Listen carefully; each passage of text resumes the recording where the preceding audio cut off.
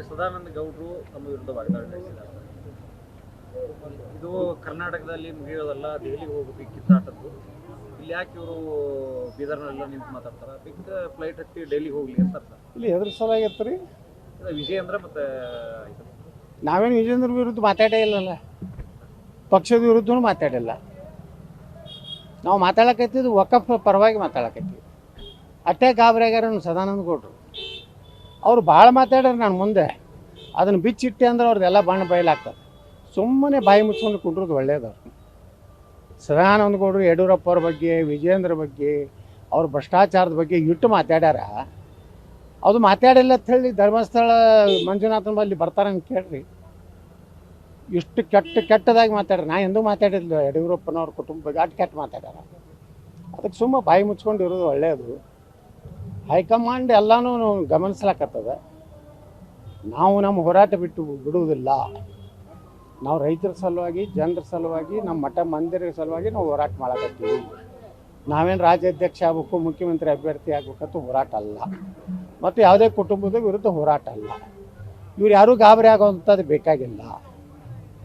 ಎದು ಗಾಬರಿ ಆಗ್ತೀರಿ ನಾವು? ನಾವು ನಿಮ್ಮ ಬಗ್ಗೆ ಮಾತಾಡಲ್ಲ. ಒಂದು ಸದಾನಂದ ಗೌಡದ್ದು ಏನೈತೆ ಕೆಲಸ? ಏನೂ ಇಲ್ಲ. ಎಲ್ಲ ಈ ದೀಪ ಆರ್ದವ್ರ ಬಗ್ಗೆ ಮಾತಾಡೋದಿಲ್ಲ. ನೀನೇ ಒಬ್ಬ ಹೇಳಣ, ದೀಪ ಆರು ಮುಂದೆ ಬಗ್ಗ ತುರಿತದ್ದು ದೀಪ ಯಾರು ಹೋಗ್ಯಾವು, ಅವ್ರ ಬಗ್ಗೆ ನಾವು ಮಾತಾಡಿದ್ರೆ ನಮಗೆ ಹಾಪ್ ಮಾಡತ್ತಾರ ಜನ. ಅದಕ್ಕೆ ನಾವು ಮಾತಾಡೋದು. ತಮ್ಮ ವಿರುದ್ಧ ಏನೋ ದೂರು ಕೊಡ್ತಾರೆ. ಕೊಡಲಿ, ನಾ ಹೇಳಿನ ಸ್ವಾಗತ ಮಾಡೀನಿ. ನಿನ್ನೆ ಅವ್ರು ದೂರು ಕೊಡಲಿ.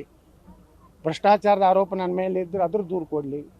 ಸಿದ್ದರಾಮಯ್ಯ ಮತ್ತು ಡಿ ಕೆ ಶಿವಕುಮಾರ್ ರಾತ್ರಿ ಮನೆಗೆ ಹೋಗಿ ಕೈಕಾಲು ಹಿಡಿದು ಏನೋ ಕೆಲಸ ಮಾಡಿದ್ರು, ಅದು ದೂರು ಕೊಡಿ. ಅವ್ರಿಗೆ ನಿಜವಾಗಿ ಅವ್ರ ಬಳಿ ನೈತಿಕತೆ ಇದ್ರೆ, ಯಾವಾಗ ನಾವು ಹೋರಾಟ ಮಾಡಕತ್ತೀವಿ ವಿಧಾನಸಭೆದಾಗ, ಒಬ್ಬ ರಾಜ್ಯಾಧ್ಯಕ್ಷ ಹೋಗಿ ಡಿ ಕೆ ಶಿವಕುಮಾರ್ ಕಡೆ 20 ಪತ್ರ ಸಹಿ ಮಾಡಿಸ್ಕೊತಾನೆ ನಮ್ಮ ಮುಂದೆ. ನನ್ನ ಬಳಿ ವಿಡಿಯೋ ಇದೆ. ನನ್ನ ಬಗ್ಗೆ ಹೇಳ್ತಾನೆ, ನಾವು ಬಿ ಸಿ ಪಾಟೀಲು, ನಾವು ಕಾಂಗ್ರೆಸ್ ಜೋಡ ಕೂಡಿ ಅಂತೇಳಿ. ಅಂಥ ಹಲ್ಕ ಕೆಲಸ ನಾವು ಮಾಡೋದಿಲ್ಲ, ಪಕ್ಷಕ್ಕೆ ದ್ರೋಹ ಮಾಡೋದಿಲ್ಲ.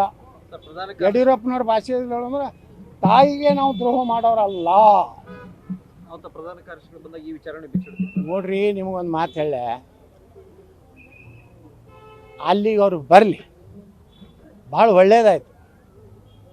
ನನಗೂ ನೀನೇ ದಿಲ್ಲಿದಿಂದ ಫೋನ್ ಬಂದದ. ತಕ್ಷಣ ಇವತ್ತು ಹೊಲ್ಟು ಬರೆದ್ಬಿಡ್ರಿ ಅಂತ. ನಾಳೆ ಬರೋದಿಲ್ಲ ಅಂತ ಹೇಳಿದೆ. ನಂದು ಟೀಮ್ ಇದೆ, ನಾವು ಟೀಮ್ ಮಾಡಿದ್ದೀವಿ.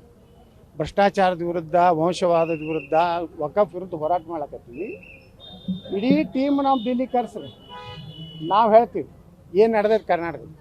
ನಾನು ಯತ್ನಾಳನೊಬ್ಬನ ಕರೆದು ಸಮಾಧಾನ ಮಾಡಿ, ನನಗೇನೋ ಬೆದರಿಸಿದ್ರು, ಅಂಜಿಸಿದ್ರು ಅಂತ ಏನಾರೇ ನೀವು ತಿಳ್ಕೊಂಡಿದ್ರೆ ಎದಕ್ಕೂ ಹೆದರುವುದಿಲ್ಲ, ಕ್ಷಮಾಪಣೆ ಕೇಳುವುದಿಲ್ಲ. ನಾ ಇಲ್ಲಿಯವರೆಗೆ ಮಾತಾಡಿದ್ರು ಒಂದು ಶಬ್ದನೂ ವಾಪಸ್ ತಗೋದಿಲ್ಲ.